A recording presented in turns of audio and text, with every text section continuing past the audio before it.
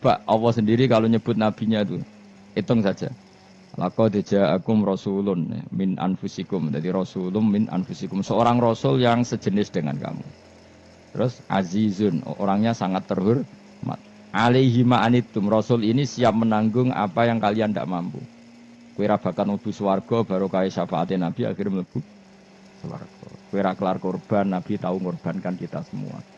Dokha Rasulullah bikab ini terus hada an ahli wa hada amman lam yudokhi min mati. Ini alihima anittum. Nabi menanggung apa yang kalian berat. Azizun, Nabi itu ali terus harisun alikum. Nabi sangat berkomitmen menyelamatkan kalian. Haris itu keinginan yang berlebihan itu jenis apa? Haris. Kiai kuno namanya ini ngungseng, keinginan yang over. Nabi itu sangat berkeinginan kita ini maslahat. Terus bil mukminina raufur.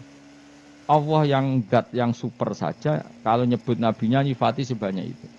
Ada ayat lagi misalnya, Rabbana wab'ats fihim rasulam minhum yatlu alaihim ayatika. Muhammad itu siapa? Seorang rasul yang membacakan ayat-ayat Allah.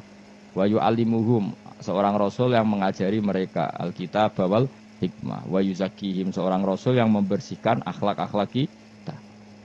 Jadi artinya Allah punya tradisi kalau nyifati rasul itu banyak. Kalau termasuk orang yang nggak setuju ya kalau orang sholawatan terus berlebihan tapi khidmah ini Nabi kurang. Maksudnya gini loh, sholawatan berlebihan ya. Redaksi sholawat tentang Nabi itu kecil. Bukan sholawat jumlahnya enggak. Redaksi tentang Nabi itu kecil, sementara tentang keinginannya itu saya tidak suka. Saya suka sholawatan itu ya yang nyifati Nabi banyak, kemudian keinginannya kecil. Itu bagus. Kayak Ihya itu loh, kayak Ihya Abdul Hasan Asadili itu kalau dongo itu jaluke mau swidik paling baris paling terakhir. Misalnya gini, nahmaduka ya man huwa waladi la ilaha illa anta arrahmanur rahim, itu langsung in sampai nyifati Allah itu 99. Buar ngono nganti berkuras-kuras. Lagi terakhir mau jaluk dongo sithik. Nah kowe kan enggak muni muji Allah mau basa-basi tok. Alhamdulillahirabbil alamin wassalatu wassalamu ala Muhammadin. Mau nggo syarat tok. Baru ke Allahumma inna nas'aluka nganti telung lari. Telung halaman. Tapi pas muji pangeran alhamdulillahirabbil alamin wassalatu wassalamu ala Muhammadin. Bariku terus dongo njaluk mapan tolak buala. Oh, aja. Mana jare pangeran? Muji kekasihku suwidik dongane kecangkeman. Lah saya tuh gak suka jenis itu. Harusnya sholawatnya itu yang panjang. Maksudnya nyifati Nabi yang panjang. Baru mintanya sedikit. Itu bagus itu. Di akhlak.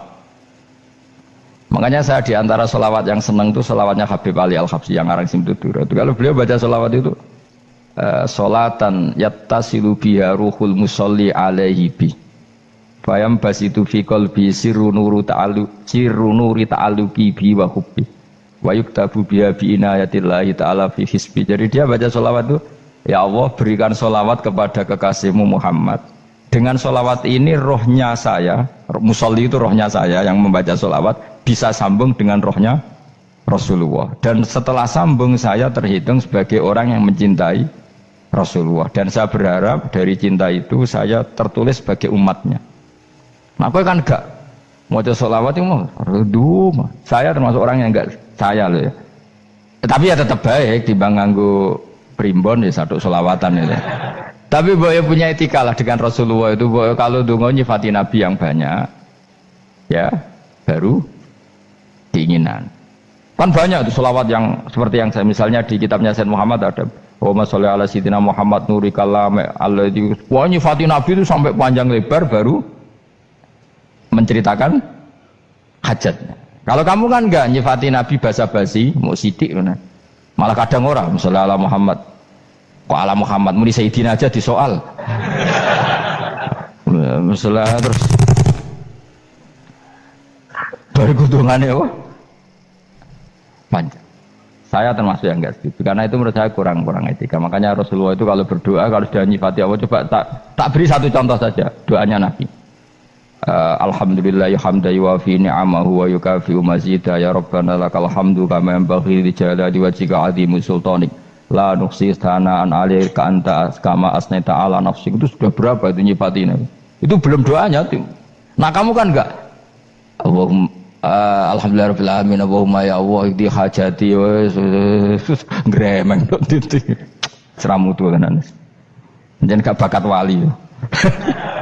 Nah cara kula iku sisen. Kula ya sering ngamini dongane wong ngono tapi ning atiku amin maksudnya amin barno mawon Gusti. Nanti aku amin tapi amin ku barno mawon Gusti. Wong ora jelas ngono betul. Jadi aku muni amin tapi amin barno maksudnya ya Allah barno amin ngono maksudnya. Jadi karena tadi setahu saya doanya para nabi, para wali itu memang seperti itu. Ya coba itulah doa tadi aja yang saya sebut itu berapa kalimatnya. Apa? Alhamdulillah hamda yuwafi ni'amahu wa yukafi mazidah ya Rabbana lakal hamdu kaya membaik di jalali wajhika azimi sultani la nuksi sanaan alaika anta kama asnita ala. Enggak terhitung pujian saya kepada engkau sebanyak engkau memuji pada diri engkau sendiri. Allahumma ini a'udzu biridhoka min sakhatika fi mu'afatika min uqubatika wa bika minkal. Allahumma salli bi haqqi jabarutika wa bi khawfika kan panjang sekali doanya wali-wali itu tapi semuanya mensifati Allah. Bahkan banyak yang kemudian lupa enggak doa. Coba haji, doa haji itu coba. Labbaik Allahumma labbaik la syarika lak innal hamda wa ni'mata laka wal mulka la syarika lak. Wa ni'mat itu kan labbaik saya siap melaksanakan perintahmu ya Allah sa'dik. Engkau yang punya pujian, engkau la syarika lak. Itu malah enggak ada, jarang malah ada doanya. Itu kalimatnya talbiyah semua. Allahumma antal azil akram itu sudah seperti itu. Karena tadi al-mu'min yashghaluhu sana 'ala Allah min ayyakuna li nafsihi dzakiran. Mukmin sejati adalah sibuk memuja Allah sampai lupa jatah dirinya sendiri. Nah, kowe kan gak mujine Allah basa-basi, dongane tenan. Itu jadi makhluk aneh, itu jadi hubungan mbek pangeran itu wong aneh. Ya tapi jen ra bakat wali, ngono iku dadine ngono iku. Ya tok ngono kok mari wali kakean malah gak elit. Jadi tapi saya mohon itu di sholawat itu usahakan jumlah paling enggak jumlah sholawatnya banyak, doanya sedikit. Paling enggak misalnya kamu tidak punya kalimat yang apa baik ya mau sholawat ping 100 itu gak ada salah biar guling-gilingan apa kita menyebut kekasihnya Allah lebih banyak ketimbang kita menyebut hajat kita sendiri ya gitulah. Paling enggak punya etika seperti itu ya. Kalau kamu enggak punya segot-segot sing keren bacalah sholawat berapa 100 terus cerita awam Gusti utang kula kathah. Mengke ra jawab wis roh.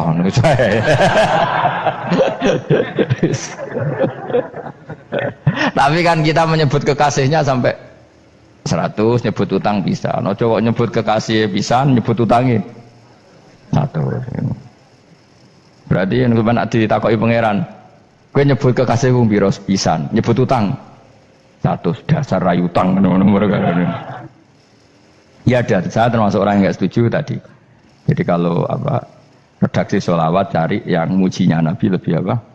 Lebih banyak. Karena itu nanti lebih diridhoi Allah Taala. Coba Allah sendiri kalau nyebut nabinya itu hitung saja. Laqad ja'akum rasulun min anfusikum. Jadi rasulun min anfusikum, seorang rasul yang sejenis dengan kamu. Terus azizun, orangnya sangat terhormat. Alaihi ma'anitum, rasul ini siap menanggung apa yang kalian tidak mampu. Kowe ra bakal mlebu swarga baru kaya syafaate Nabi akhirnya mlebu swarga. Kowe ra kelar korban, Nabi tahu mengorbankan kita semua. Dokha Rasulullah bikabsaini terus hada an ahli wa hada amman lam yudokhi min mati. Jenenge alihima anittum. Nabi menanggung apa yang kalian berat. Azizun, Nabi itu ali terus harisun alaikum. Nabi sangat berkomitmen menyelamatkan kalian. Haris itu keinginan yang berlebihan itu jenenge apa? Haris, kiai kuno namanya ini ngungseng, keinginan yang over. Nabi itu sangat berkeinginan kita ini maslahat. Terus bil mukminina raufur. Allah yang super saja kalau nyebut nabinya nyifati sebanyak itu.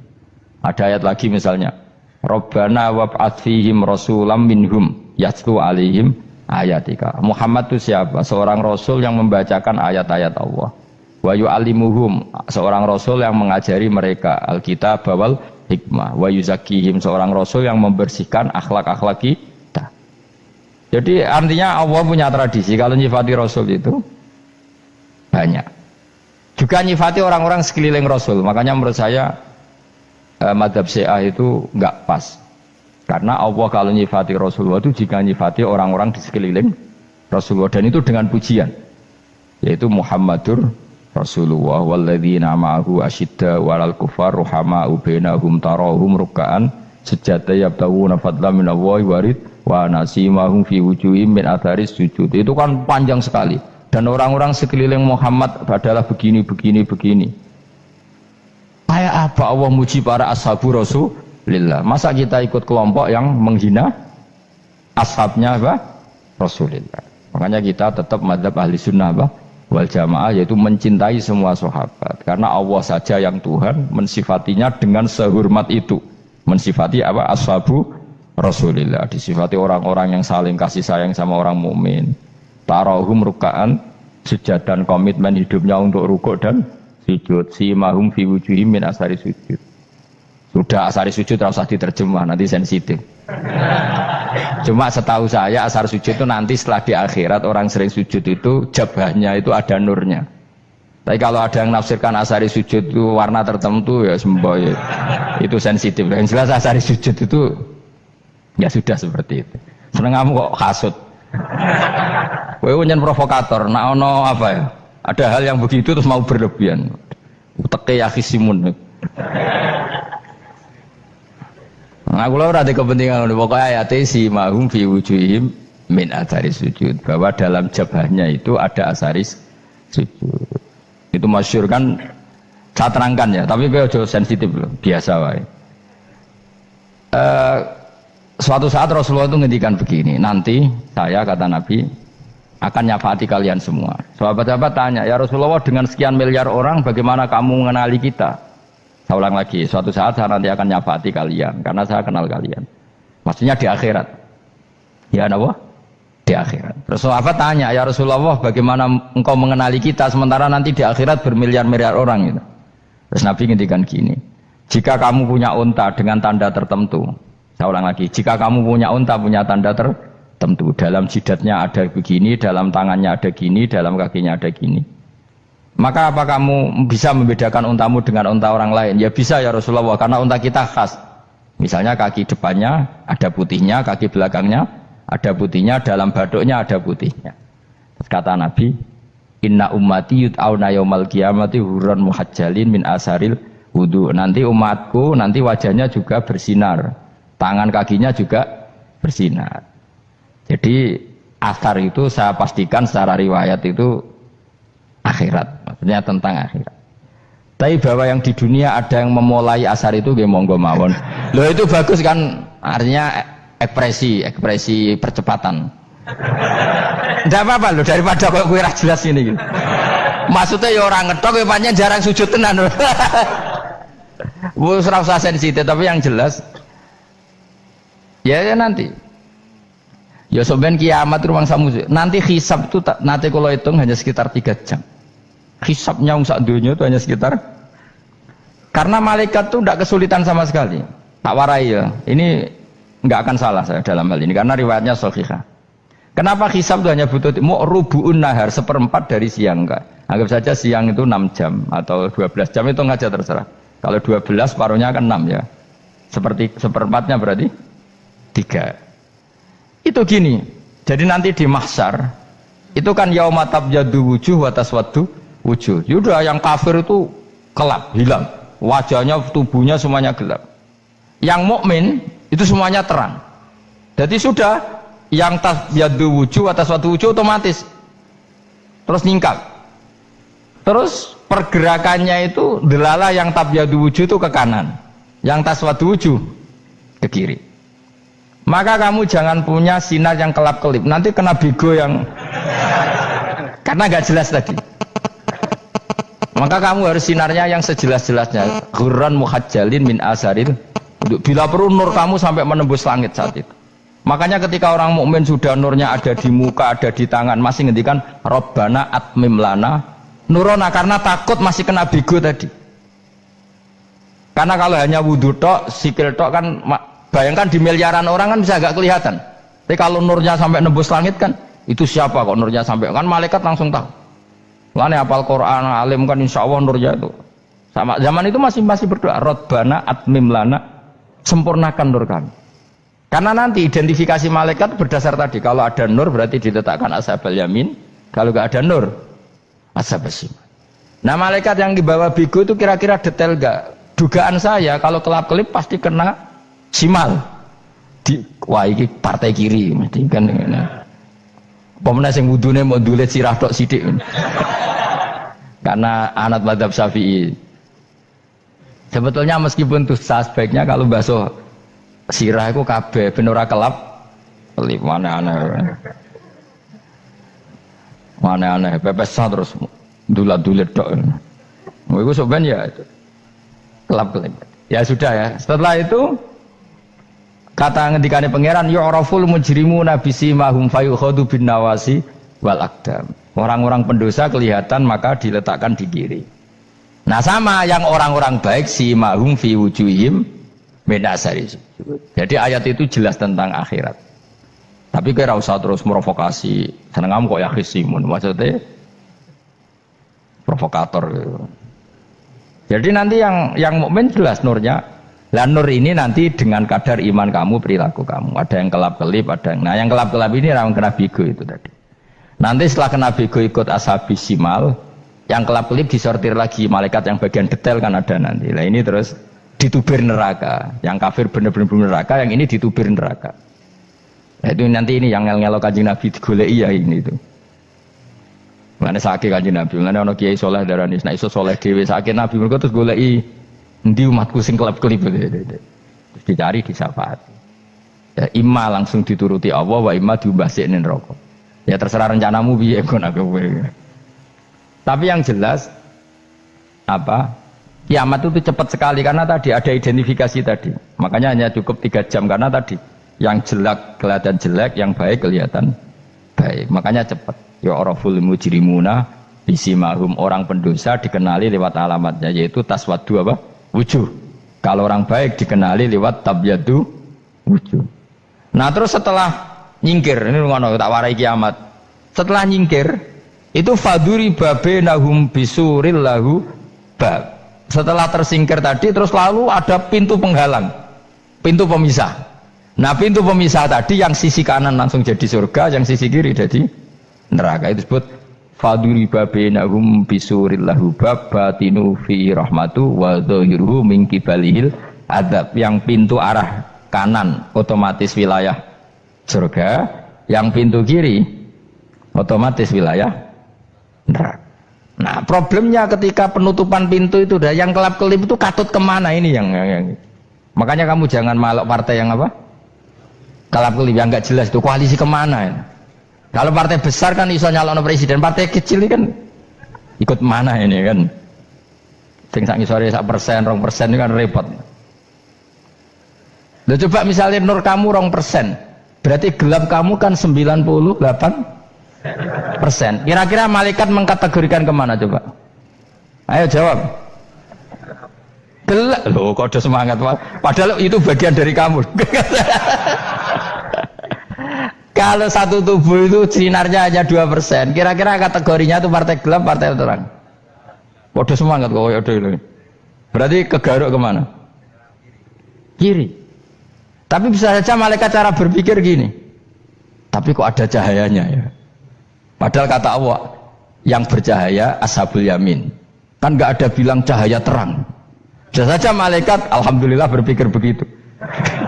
Ya nanti kita rayu saja supaya berpikir ini kan yang penting ada cahaya. Kan Allah tidak bilang terang apa kelap-kelip. Ya mungkin saja asal ada cahaya dikategorikan lahu nur, punya apa?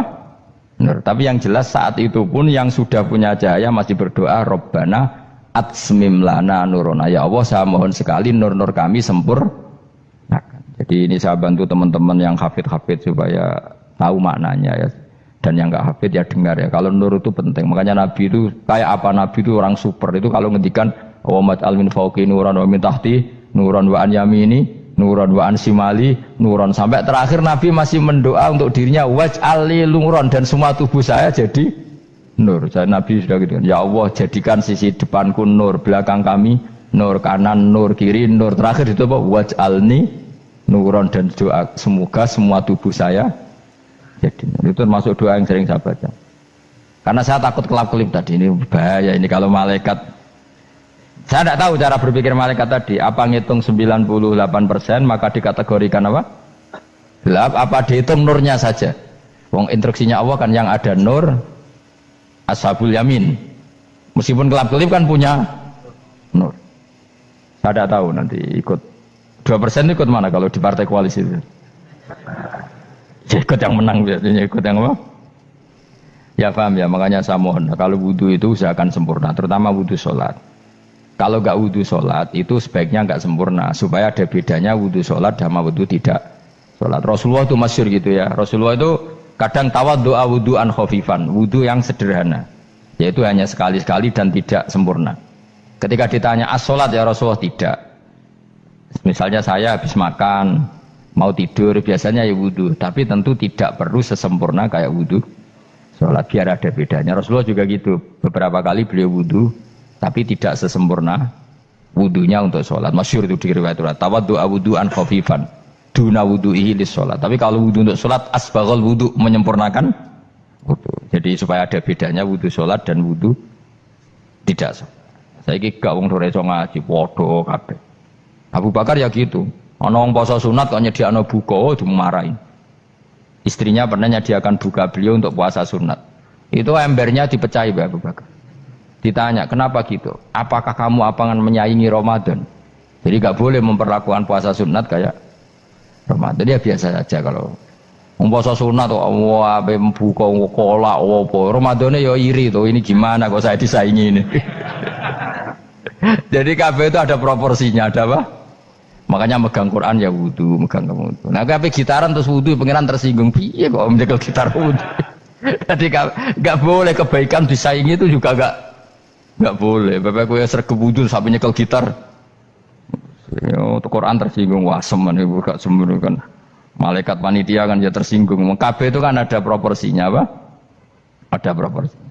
Itu hebatnya Rasulullah. Jadi kalau beliau wudu, bahkan wudu itu wudu li sholat sama tidak sholat itu. Misalnya sholat sunat itu kamu mampu ngadeg boleh nggak duduk? Boleh. Kalau sholat fardu nggak boleh, biar ada bedanya. Fardu itu spesial, nggak boleh, harus berdiri.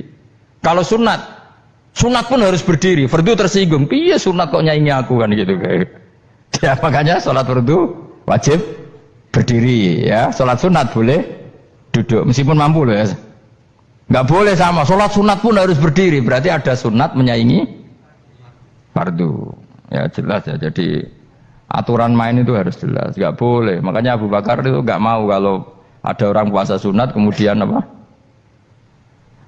Abdullah bin Mas'ud lebih parah. Dia itu tukang nyuwepeng orang yang selalu sholat duha. Makanya saya itu duha itu jarang karena takut kena sweepingnya siapa? Abdullah bin Mas'ud. Itu ada orang khusyuk tiap hari duha disweeping sama dia. Apakah kamu menjadikan sholat ini jadi fardu? Kok mbok lakoni bedino? Awas nampak lakoni bedino. Daerah akhir duha dilakoni bedino. Perkara ini butuh duit. Itu kalau zaman Abdul Mas'ud kena sweeping apa? Karena berarti menandingi fardu. Yes, biar usah anut ilmu ku bahaya itu di sensitif. Cuma ini kan ilmu tetap tak utarakan. Biar kamu tahu, nggak boleh fardu disaingi itu nggak. Coba kan banyak ketentuannya tadi. Contoh paling gampang itu apa? Kalau sholat fardu boleh, nggak boleh apa? Duduk. Sholat sunat boleh duduk. Sholat sunat boleh di kendaraan sesuai jalannya kendaraan. Ainama tawajjahat bi rohilatu. Kalau sholat fardu, kalau kamu naik unta harus turun untuk memastikan di kiblat. Jadi banyak sholat sunat kamu dalam keadaan najis sudah tidak boleh dilakukan. Kalau sholat fardu, karena saking pentingnya fardu meskipun dalam keadaan najis ya menemukan alat sesuci harus tetap sholat. Jenenge sholat dihormatil waktu, karena nggak boleh fardu ditinggalkan. Meskipun nanti harus iadah, karena nggak boleh mengalahkan fardu meskipun itu oleh najis. Jadi misalnya kamu pergi hanya bawa satu celana, kemudian di terminal atau apa kena najis, kena uyah sampean misalnya, kamu harus tetap wudu dan sholat, karena nggak boleh fardu ditinggalkan. Meskipun nanti harus iadah, karena sholat kamu tidak sempurna. Dalam keadaan celana kamu najis, boleh nggak sholat sunat? Oh nggak boleh, karena kalau fardu itu darurat, memang sesuatu yang harus maka dilakukan. Tapi kalau kamu dalam keadaan nggak suci, nggak boleh melakukan sholat apa? Sunat. Karena fardu itu spesial apa? spesial. Mbon kula terusno. Wamtazil yauma ayyuhal mujrimun. Ya, jadi orang mujrimun harus terpisah dari orang apa? Mukmin. Dan yang keharusan itu ketika di surga. Tapi kalau di dunia ya boleh muamalah boleh. Ya muamalah yang halal maksudnya. Infaridu tegese misau sira kabeh ana mukminin sing pira-pira mukmin intakhtilatihim. Nalikane campure kufar utawa al mujrimin bihi kelan al mukminin. Utawa rujuke balik boten napa. Maksudnya rujuke diwalik ge sami intakhtilatihim mukminin bihi kelan kufar utawa kufar ning mukminin. Alam ahad ilaikum ya bani Adam. Alam ahad ana ta ora merentano ingsun ilaikum maring sira kabeh. Amurkum tegese ana ta ora merentano ingsun kum ing sira kabeh ya bani Adam ya bani Adam. Ala lisani rusuli ing atase lisane para utusan-utusan ingsun. Bukankah saya telah merintahkan kamu wahai bani Adam Allah ta'budu setan. Yen ta ora menghamba sira kabeh asetan ing setan. Ngendikane pangeran kowe ijek kanut setan ku cek nemen nih. Bukankah sudah saya perintahkan kamu tidak boleh diperbudak napa setan. Maknane la tutiu tegese aja taat sira kabeh ing setan. Inna sak temene setan laku maring sira kabeh aduun musuh mubinun kang jelas. Bayinul adawati banget musuhane. Lah yo setan musuhmu kok malah mbok enut bocah kok sarap ngono. Karwan musuh kok di enut. Anut yo pangeran mergo Allah wali fid dunya wal akhirah. Wa ani buduni lan yen to nyembah sira kabeh ni ingsun. Wa anstune kelakuan budu nyembah sira kabeh ni ingsun wahidu tegese nglakoni tauhid sira kabeh. To mengesakno sira kabeh ni ingsun. Wa ati ulan taat sira kabeh ni ingsun. Harusnya kita hanya ibadah ning Allah Subhanahu wa ta'ala karena dia yang menciptakan kita, tempat kita kembali. Setan itu tidak siapa-siapa, makhluk yang hina, yang lemah. Kok malah taat ya ning gone zat sing super, sing gawe kita, sing memberi rezeki kita dan zat yang kita kembali.